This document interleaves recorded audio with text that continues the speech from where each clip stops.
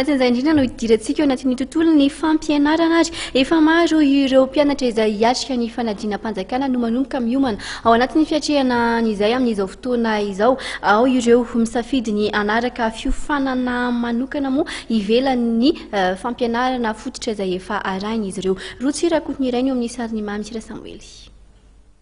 Tafiditra amin'ny telo volana faharoa ankehitriny ny eny anivon'ny sekoly izay telo volana isan'ny ivon'ny fampianarana raha ny eo amin'ny sehatry ny fanabeazana no asiany-teny. Efa tonga eo amin'ny atsasaky ny fandaharam-pianarana ireo mpianatra mandritra ny telo volana faharoa ary eo ihany koa ny tena ahitana ny fahaizan'ireo mpianatra sy ny fijerevana ny niveau nandritra izay taom-pianarana izay.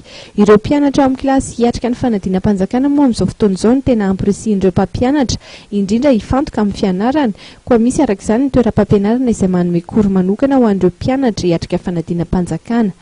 Koroasaina manomana mpianatra nala fanadinam-panjakana CPE, BPC, BAC.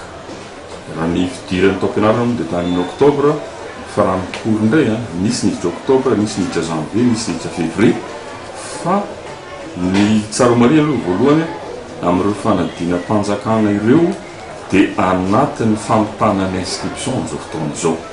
Ny BAC zany dia vehifarana amin'ny herinandro, ny CPE koa dia vehifarana ohatr'izay, ny BPC mbola somary mitatra kely. Zay zany ho an'ilay mpanala fanadinana inscription no voalohany ilay fisoratana anarana ho mpiadina ara-dalàna. Dia hoe ny setry ny fianarana eo amin'ny setry ny fampianarana. Ny kora dia manome lesona feno, manome exercice betsaka araka zava-atao.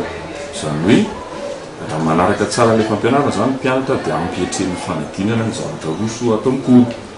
Fa zavatra tsara fantatra koa moa misy izy ireo mpianatra ny école fa manaraka kory izy ho fanampy mpampianarana. Dikan'izany fanamafisany n'ilay zavatra efa fantany ny amin'ny sekoly zany ilay arahany atao mikory.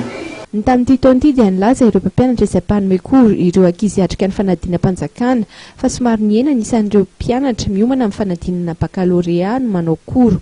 Lasa 4,000 eo izy ireo tamin'ity taona ity raha mihoatra ny 5,000 ny taon-dasa. Mifarana amin'ny zoma izao moa ny fisoratana anarana ho an'ireo mpiadina fanadinana baccalauréat CEPE raha amin'ny volana aprily kosa ny an'ireo hiadina ny BEPC.